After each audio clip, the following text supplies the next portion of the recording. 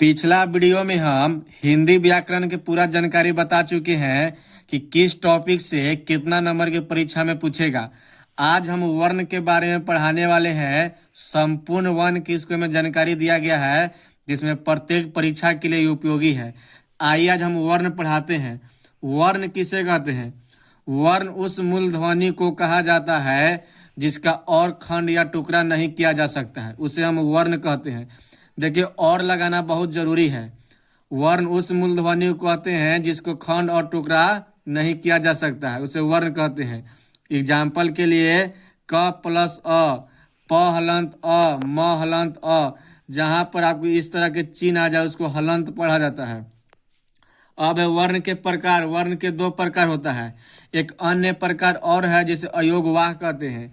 वर्ण के दो प्रकार। पहला है स्वर वर्ण।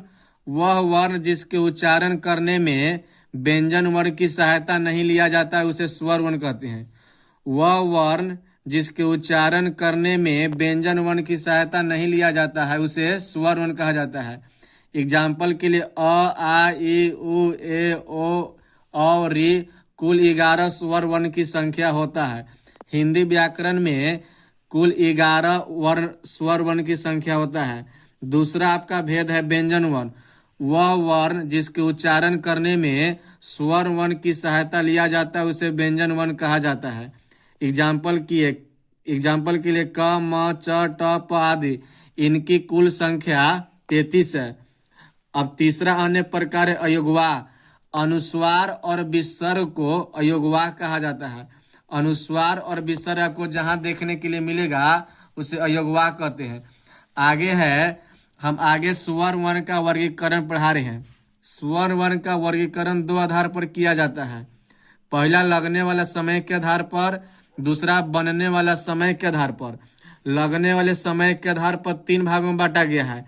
पहला ह्रस्व स्वर, वैसा स्वर जिसके उच्चारण करने में एक मात्रा की समय लगता है उसे ह्रस्व स्वर कहा जाता है। दीर्घ स्वर, वैसा स्वर जिसके उच्चारण करने में 2 मात्रा के समय लगता है उसे दीर्घ स्वर कहा जाता है। ह्रस्व स्वर की संख्या 4 होता है, दीर्घ स्वर की संख्या 7 होता है। यह दोनों मिलकर 11 स्वर वर्ण होते हैं। ह्रस्व स्वर ई, अ, ई, उ, री। दीर्घ स्वर आ, ई, उ, ए, ओ, आदि होते हैं। तीसरा आपका है प्लुत स्वर। इसका वेद में ज्यादा उपयोग होता है लेकिन अब इसका उपयोग बंद कर दिया गया है। वैसा वर्ण जिसके उच्चारण में 3 मात्रा के समय लगता है उसे प्लुत स्वर कहते हैं। एग्जाम्पल के लिए ओम, इसको 3 मात्रा लगाकर बोलना है। इसको राम अपी, ये ड लौक रहा है आपको, ड नहीं इसको अ पढ़ा जाता है। ये आपको जो ड लौक रहा है इसको अ पढ़ा जाता है। ड जो लौक रहा है उसको अ पढ़ा जाता है। राम अपी, सो अपी, ये सब प्लुत स्वर के उदाहरण है। उसके बाद एक और उदाहरण है बनने के समय के आधार पर कितने प्रकार से स्वर वर्ण बने हैं। तो 2 प्रकार से। पहला है मूल स्वर, वैसा वर्ण जो अपने मूल अवस्था में रहता है उसे मूल स्वर कहते हैं। एग्जाम्पल के लिए अ, ई, उ, री। दूसरा है संयुक्त स्वर, वैसा वर्ण जो मूल स्वर वर्ण से मिलकर बना होता है उसे संयुक्त स्वर कहा जाता है। एग्जाम्पल के लिए अ प्लस अ मिलकर आ बनता है। दूसरा एग्जाम्पल है अ प्लस छोटी मिलकर ए बनता है। ई प्लस ई मिलकर बड़ी बनता है। अ प्लस उ मिलकर ओ बनता है। अ प्लस ए मिलकर ए बनता है। अ प्लस उ मिलकर ओ बनता है। देखिए, स्वर वर्ण बता दिया। व्यंजन वर्ण है। व्यंजन वर्ण का वर्गीकरण 4 भागों में किया गया है। पहला स्पर्श व्यंजन, जिस व्यंजन वर्ण के उच्चारण में वाग तंत्र या सारे झंकृत हो जाए उसे स्पर्श व्यंजन कहा जाता है।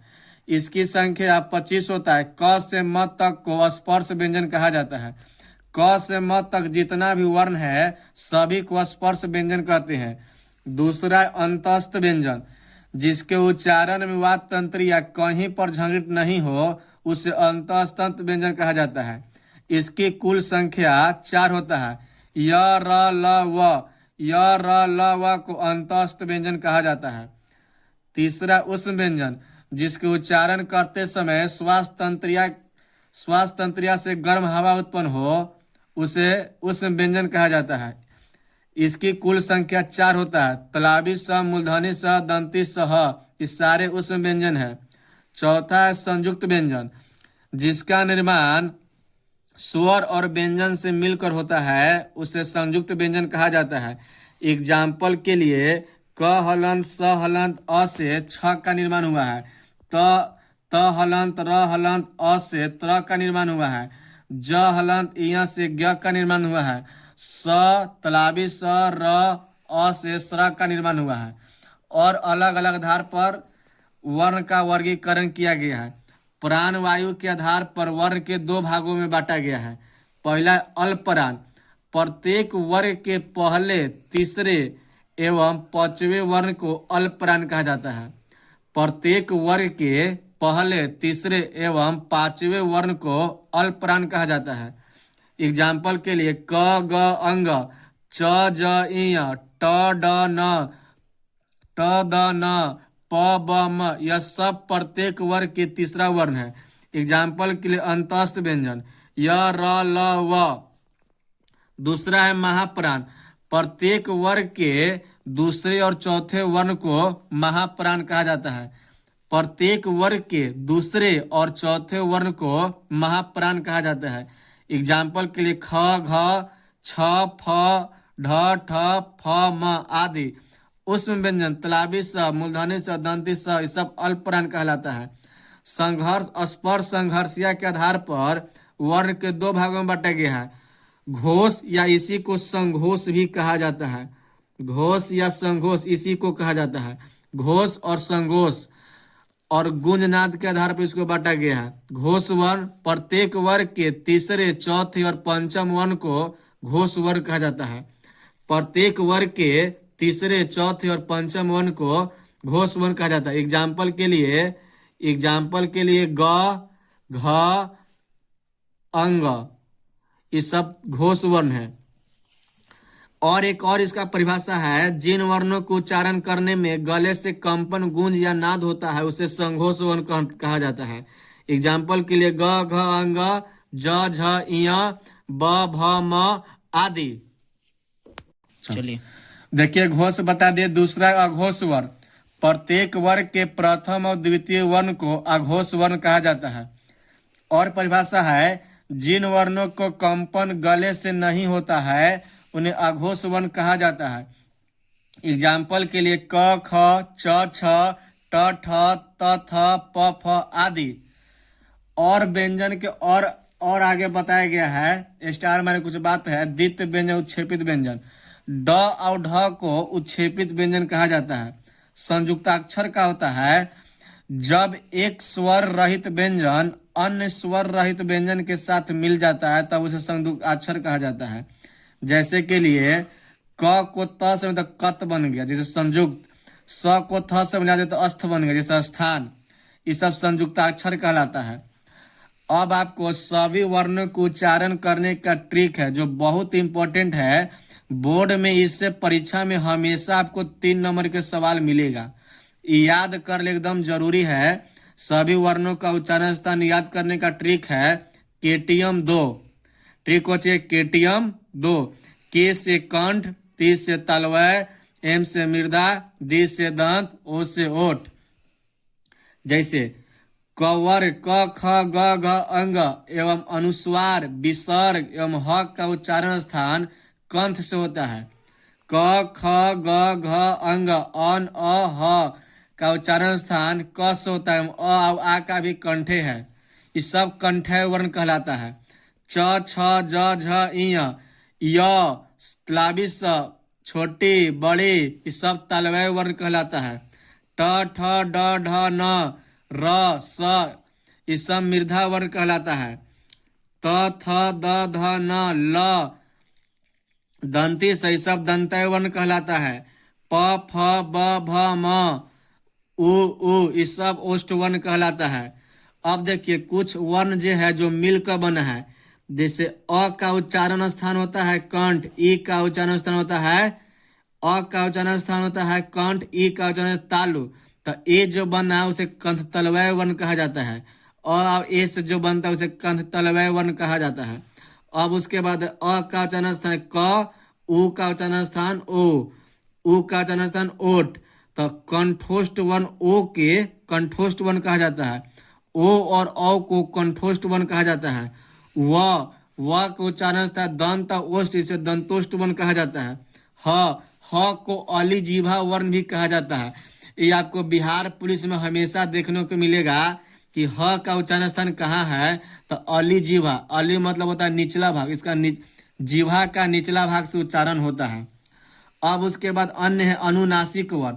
अनुनासिक वर्ण केकरा कहते हैं? वैसा वर्ण जिसके उच्चारण करने में नाक की सहायता लिया जाता है, उसे अनुनासिक वर्ण कहा जाता है।